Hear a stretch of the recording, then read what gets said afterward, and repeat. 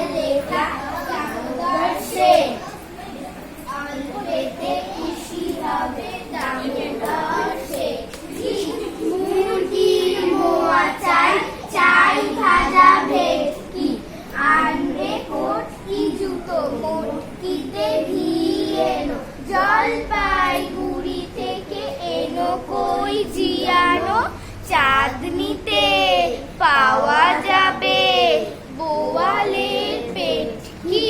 চিনে বাজারের থেকে এনো তো গরম চা, কাকড়ার ডিম চাই, চাই যে গরম চা। না হয় খরচা হবে, মাথা হবে হেটকি। মনে রেখো বড় মাপে করা চাই আয়োজন, কলেবর খাটো নয়, 3 মণ প্রায়োজন। খোঁজ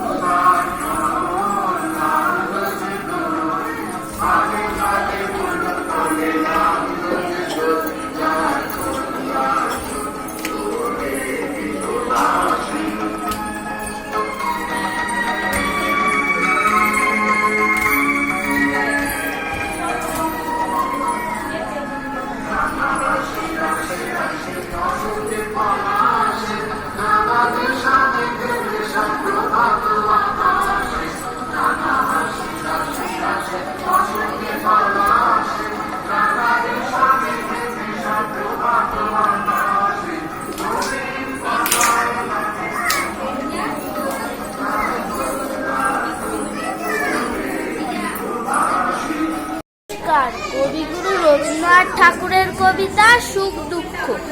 বসেছে আজ রথের তলায় স্নান যাত্রার মেলা, সকাল থেকে বাদল হলো ফুরিয়ে এলো বেলা।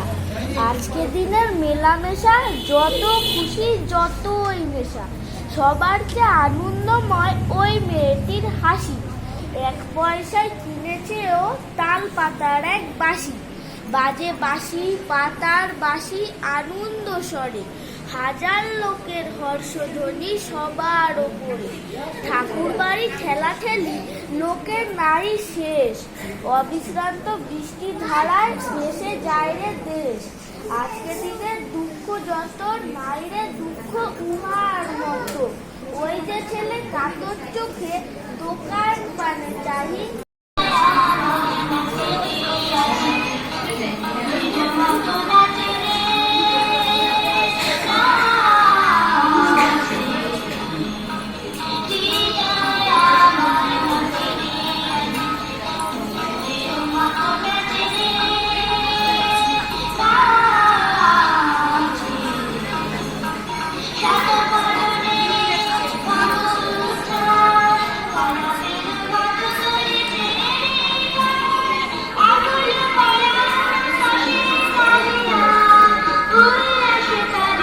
Good.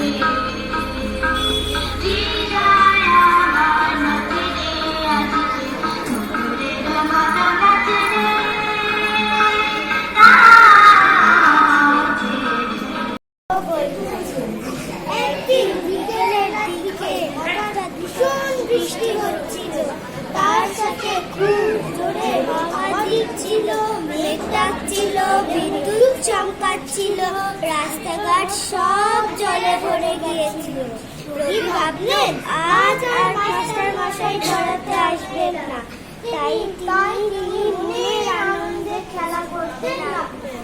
হঠাৎ তিনি দেখলেন রাস্তায় বড় একটা কালো ছাতা। তিনি বুঝে গেলেন মাস্টার মশাই চলে এসেছে।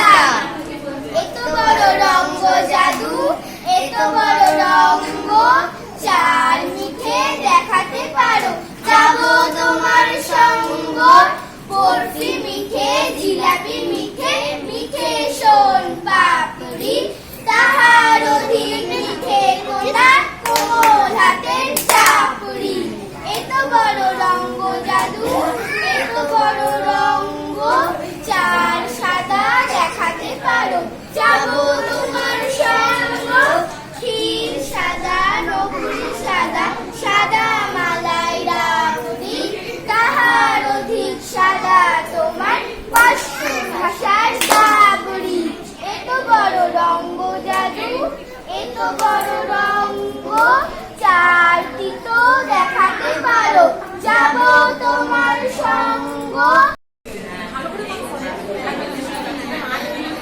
আমি আপনাদের সামনে কবিগুরু রবীন্দ্রনাথ ঠাকুরের একটি কবিতা আবৃত্তি করে শোনাবো। প্রশ্ন, রবীন্দ্রনাথ ঠাকুর। মাগো আমায় ছুটি দিতে বল, সকাল থেকে পড়েছি যে মেলা, এখন আমি তোমার ঘরে বসে করবো শুধু পড়া পড়া খেলা।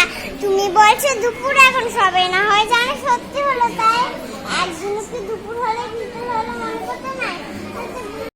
শুক্রবারে বংশীগঞ্জের পদ্মা পাড়ে জিনিসপত্র গুটি এনে গ্রামের মানুষ বেচে কেনে, উচ্ছে বেগুন পটল মূলো বেতের বোনা কামার তুলে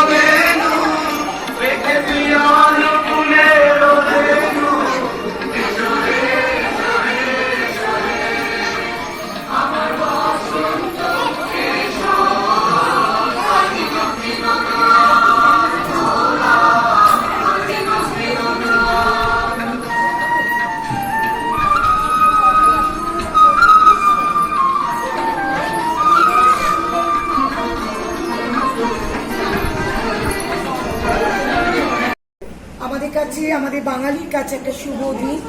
আজ রবীন্দ্রনাথের জন্মদিন। জোড়াসাঁকো ঠাকুর পরিবারে উনি জন্মগ্রহণ করেছিলেন 25শে বৈশাখ, এই পরম পুণ্য দিনটিতে। তার বাবার নাম মহর্ষি দেবেন্দ্রনাথ ঠাকুর, মায়ের নাম সারদা দেবী। তিনি ছোটবেলা থেকেই কিন্তু কোনো স্কুল কলেজে পড়াশোনা করেননি, অথচ তিনি বিশ্ববিখ্যাত জগতে বিশ্বের কবি হয়েছিলেন। তিনি শান্তিনিকেতন প্রতিষ্ঠা করেছিলেন এবং সেটি এখন বিশ্বভারতী বিশ্ববিদ্যালয় নামে প্রতিষ্ঠিত। তিনি শুধু গান, কবিতা, নাটক লেখেননি, তিনি বাচ্চাদের জন্য অনেক গল্প লিখেছেন, নাটক লিখেছেন, কবিতা লিখেছেন,